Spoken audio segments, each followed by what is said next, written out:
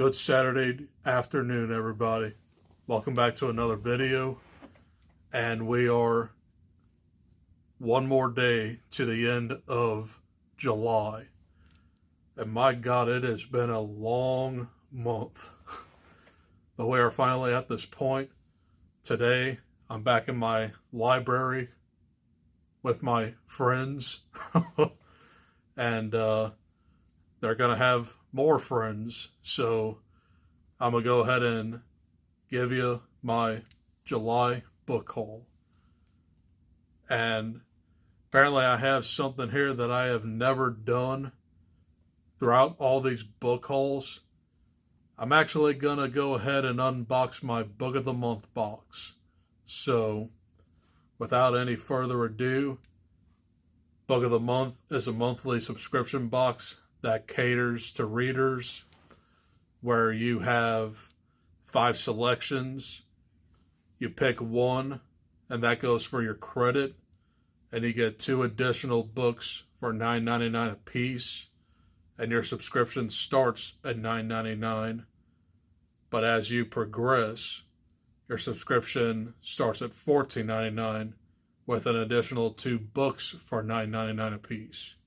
So I remember I got some pretty good books this month. So let's go ahead and unbox this thing. Here we go.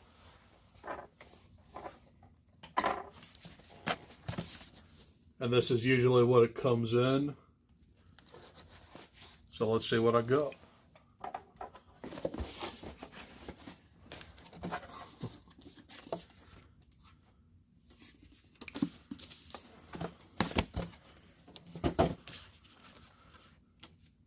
And to start, they always send you like a bookmark. And this one says, take a break from reading to listen to us talk about reading. Because they actually have like their own podcast. So that's always good to have when you're a reader like me, whenever I get that chance. But there's the bookmark. And let's get on to the books. My July book of the month was Upgrade by Blake Crouch. And this is his new sci-fi thriller. And this is about a brother and sister who have like a bad mom or something.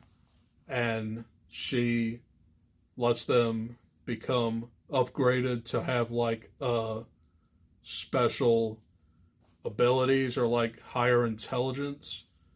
I've heard really good things about this. I can't wait to get started on some Blake Crouch because I heard that he's a great sci-fi writer and I'm willing to get into more sci-fi. So that was Upgrade by Blake Crouch. The next book I picked up is another thriller, and this one is called Firstborn by Will Dean. And what I remember about this one, it's about 2 twin sisters who haven't seen each other in years. And I think one of them comes back and becomes crazy, and the other sister fights to survive. I think that's what the synopsis is. I'm not really sure, but it sounded pretty good. That was Firstborn by Will Dean.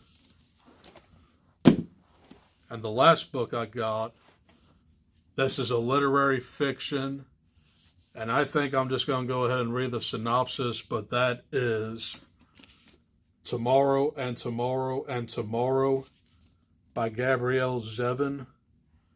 And I'm going to read the synopsis. On a bitter cold day in the December of his junior year at Harvard, Sam Mazer exits a subway car and sees amid the hordes of people waiting on the platform Sadie Green. He calls her name. For a moment she pretends she hasn't heard him, but then she turns and a game begins. A legendary collaboration that will launch them to stardom. These friends, intimates since childhood, borrow money, beg favors, and before even graduating college, they have created their first blockbuster, Ichigo. Overnight, the world is theirs. Not even 25 years old, Sam and Sadie are brilliant, successful, and rich. But these qualities won't protect them from their own creative ambitions or the betrayals of their hearts. Spanning 30 years from Cambridge, Massachusetts to Venice Beach, California, it lands in between and far beyond. Gabrielle Zevon's Tomorrow and Tomorrow and Tomorrow is a dazzling and intricately imagined novel that examines the multifarious nature of identity, disability, failure, the redemptive possibilities in play, and above all, our need to connect, to be loved, and to love. Yes, it is a love story, but it is not one you have read before. So, this one sounds pretty promising, and it might be something that I might get interested in. Plus, I really like the cover too. But that was Tomorrow and Tomorrow and Tomorrow. That's going to be a handful. By Gabrielle Zevon. And that wraps up my Book of the Month selections. Let's move on to Barnes & Noble. And some of these books I literally just got today. Let's get it going.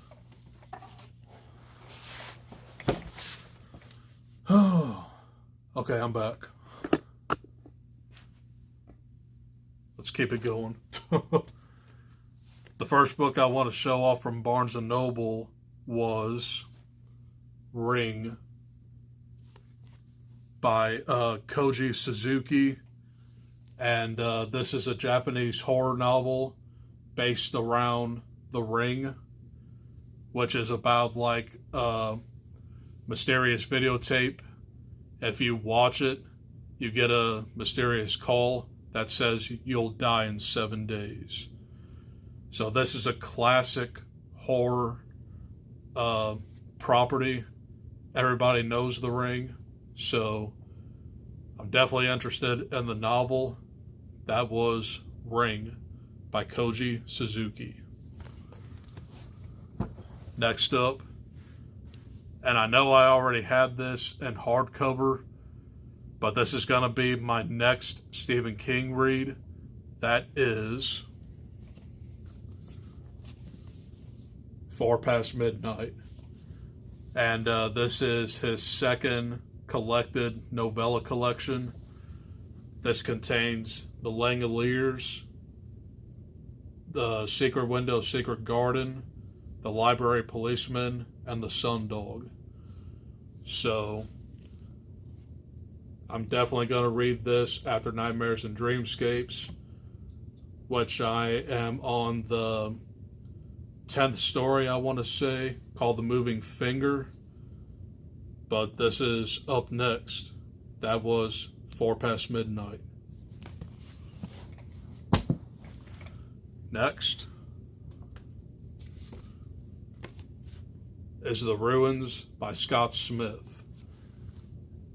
I bit the bullet and finally got this one. And I actually watched the movie earlier this month. It was actually the first movie I watched this month. But this is about like a group of friends in the Mexican jungles. They come across like an Aztec ruin. And it is protected by the evil spirits that inhabited that temple. And the roots start to murder them one by one. The movie is actually really, really good. So I haven't read the novel. Obviously, I have it in my hands. But it's right there, waiting to be read. That was The Ruins by Scott Smith. Next up is Paul Tremblay's new release. This is The Pallbearers Club. And this takes place in the 80s, if I'm not mistaken. And this is about a club that is interested in funerals and mortician work. And a guy meets a girl, and that's all I know about it. It sounded pretty interesting, and it definitely sounds up my alley because I love nostalgic reads. I'm sure this one will be a good one to read eventually. But that was The Pallbearers Club by Paul Tremblay.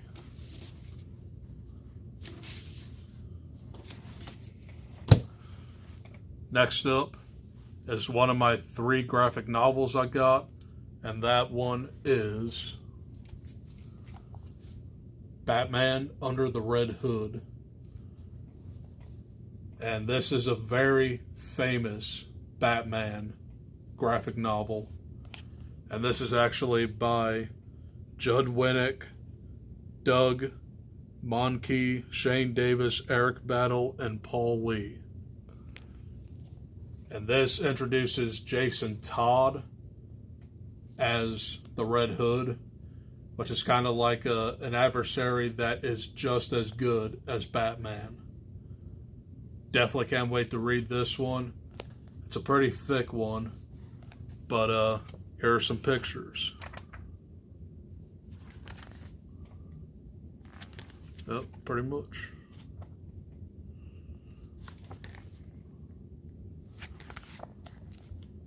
But that adds to my graphic novel collection, Batman Under the Red Hood. And now these last 5 books I literally just got today. So let's see what I got.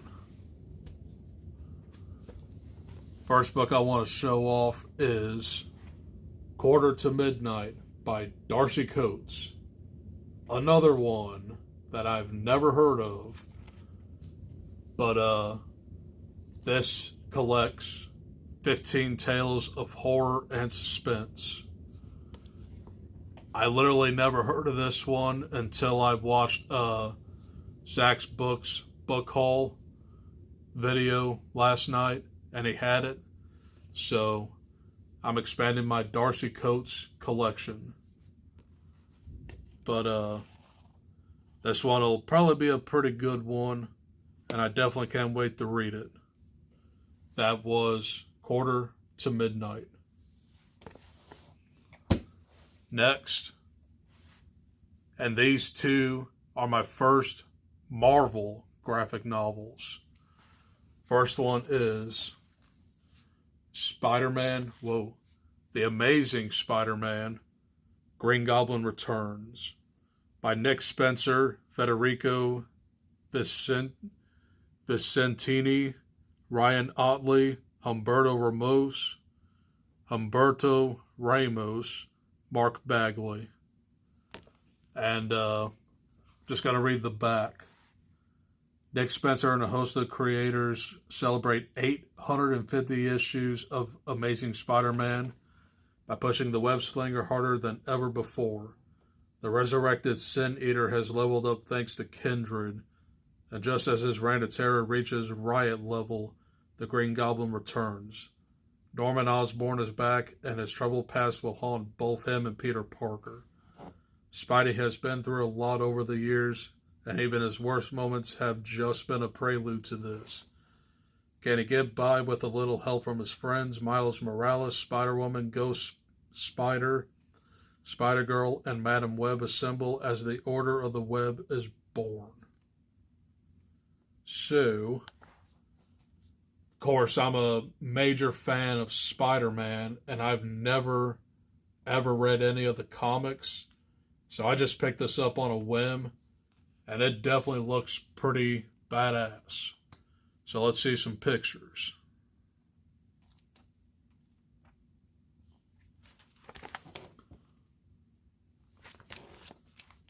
Yeah, I definitely can't wait to read some of these graphic novels, and we'll see where this one comes in. But that was The Amazing Spider-Man, Green Goblin Returns.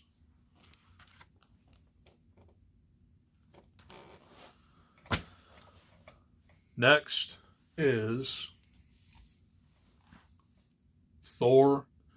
Thor, the Saga of Gore the God Butcher. That is a mouthful. By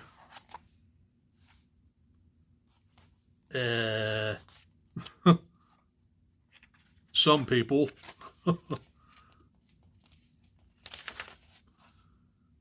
By Justin Aaron. He's the writer. So, yeah, so this tells a story of the beginning of Gore the God Butcher, which was the main villain in Thor Love and Thunder. And this just explores his background and Thor's introduction to Gore the God Butcher. Really don't know much about this, but I just had to pick it up. And that is Gore right there. And I gotta show some pictures because it looks really, really good.